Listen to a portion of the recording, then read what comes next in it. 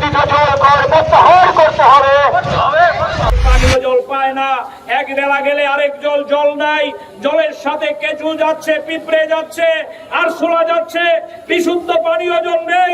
আগরতলার হেডকোয়ার্টার নেতাজি চৌমুহনীর কাছে কদিন আগে আপনারা দেখেছেন খবরের কাগজে, এই জল পান করলে জন্ডিস হচ্ছে, ডাক্তাররা সার্টিফিকেট করেছে। পৌরসভার জল থেকে পেটের রোগ হচ্ছে।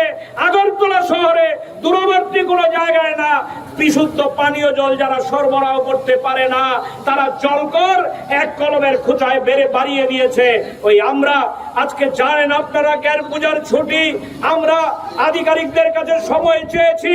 আগামী সোমবার আমরা ওই রান্নার গ্যাস যারা সাপ্লাই দেয় আগরতলা শহরে মাটির নিচ দিয়ে, যারা আমাদের পিএনজি গ্যাস, অটো রিক্সা, বাস গাড়ির যে গ্যাসে চলে, এই গ্যাসের দাম বাড়িয়ে দিয়েছে।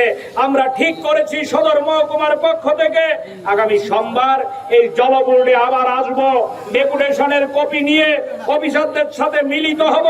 গুরকা বস্তিতে আমরা যাব, ওই যে যারা গ্যাস সাপ্লাই দেয় যেই সংস্থা আছে টিএনজিসিএল, তাদের সাথে আমরা ডেপুটেশনে মিলিত হব। আধিকারিকদের আমরা প্রশ্ন ছুড়ে দিতে চাই, আপনারা কার স্বার্থে, কার কথায় আপনারা গরিব মানুষের পকেট কাটছেন? সরকারের রাজনৈতিক সিদ্ধান্ত ছাড়া এটা করা সম্ভব না।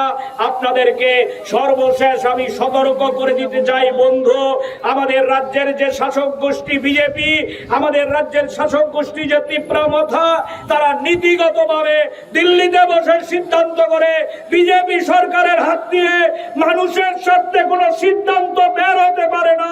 বিজেপি মানেই হচ্ছে জনবিরোধী। এটা গত 8 বছর ধরে আমরা অক্ষরে অক্ষরে প্রমাণ পাচ্ছি। তাই আপনাদের কাছে আহ্বান করতে চাই, এই শাসক গোষ্ঠীর শাসক যারা বিজেপি দল, এই বিজেপি দলকে জনবিচ্ছিন্ন না করে, বিজেপি দলকে কোণঠাসা না করে জনস্বার্থের লড়াই আমরা সফল করতে পারবো না। তাই চলুন, একদিকে আমাদের এই জনস্বার্থ সম্বলিত লড়াই রাস্তায় নেমে চলবে, অন্যদিকে বিজেপির বিরুদ্ধে সাংগঠনিকভাবে আমাদের লড়াই চলবে। যারা আমাদের কথা বলতে দেয় না, যারা আমাদের লড়াই করতে দেয় না, যারা রাস্তায় নামলে চোখ রাঙায়, তাদের বিরুদ্ধেও পাড়ায় পাড়ায় আপনারা লড়াই তৈরি করবেন, আন্দোলন তৈরি করবেন। একদিকে বিজেপিকে কোণঠাসা করা, বিজেপিকে জনবিচ্ছিন্ন করা, আরেকদিকে আমাদের জনস্বার্থের লড়াই। এই দুইয়ের মধ্য দিয়ে আমরা সিপিআইএম মানুষের পাশে থাকতে চাই, জনগণের পাশে থাকতে চাই। আপনারা আমাদের সাথে থাকবেন, আপনারা আমাদের লড়াইয়ের সাথী হবেন, এই আহ্বান আপনাদের কাছে রেখে আগামীর লড়াইও আপনারা আমাদের সাথে থাকবেন এই প্রত্যাশা করে আমার কথা বলা শেষ করছে। ইনকিলাব জিন্দাবাদ, সিপিআইএম জিন্দাবাদ। মশলা হাতে নয় চামচে তুলুন। লংতরাই গুঁড়ো মশলার প্রতিটি 250 গ্রাম প্যাকেটের সাথে 1টি চামচ ফ্রি।